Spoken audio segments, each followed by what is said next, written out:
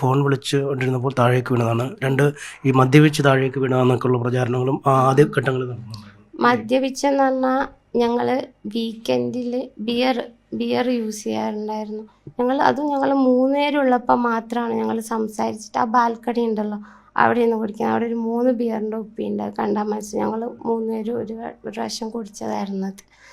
അതല്ലാതെ ഒറ്റയ്ക്ക് ഞാൻ കുടിക്കും. അതുമല്ല, അന്നത്തെ ദിവസത്തെ റിപ്പോർട്ട് ഞങ്ങൾക്ക് എടുത്ത് നോക്കാം. അന്ന് ഞാൻ കുടിച്ചിട്ടില്ല. എൻ്റെ മെഡിക്കൽ റിപ്പോർട്ട് വേണമെങ്കിൽ ചെക്ക് ചെയ്യാൻ. ഞാൻ കുടിച്ചിട്ടില്ല. എനിക്കറിയായിരുന്നു ഞാൻ കുടിച്ച് ബോധമില്ലാതായാൽ എനിക്ക് എന്തെങ്കിലും പറ്റും. ആ ഒരു കരുതലൊക്കെ എപ്പോഴും എൻ്റെ മനസ്സിലുണ്ടായിരുന്നു. പക്ഷെ എനിക്ക് എവിടെയോ തെറ്റിപ്പോയി. ഈ ബ്ലഡൊക്കെ ടെസ്റ്റ് ചെയ്യാനെന്ന് പറഞ്ഞു ആശുപത്രി ചെന്നപ്പോൾ ആവശ്യപ്പെട്ടാണല്ലോ. ആണ്, ഞാൻ അങ്ങോട്ടും പറഞ്ഞിട്ടുണ്ടായിരുന്നു. എനിക്കറിയാം ഇയാൾ എന്തൊക്കെയായിരിക്കും ഇനി പറയാൻ പോകുന്നതെന്ന് എനിക്കറിയാം. ഒന്നാമത് ആ CCTVയുടെ കാര്യം, ഫ്രണ്ട്സിൻ്റെ കൂടെ പുറത്തു പോകുന്ന പ്രശ്നം, ഫ്രണ്ട് വീട്ടിൽ വരുന്നത്, അതൊക്കെ അതൊക്കെ ഉള്ളൂ ഇനി ആക്കി രക്ഷപ്പെടാനുള്ളതായിട്ട്. പിന്നെ ഈ ആദ്യഘട്ടത്തിൽ പക്ഷേ ഈ ആശുപത്രി പോകുന്നു, അവിടെ ആദ്യ രാത്രിയിൽ കാര്യമായിട്ട് നോക്കിയില്ല, പിറ്റേ ദിവസം കുടുംബം വന്ന ശേഷമാണ് നോക്കിയത്. ആ സമയത്തും പുള്ളി മെസ്സേജ് അയച്ചില്ലേ?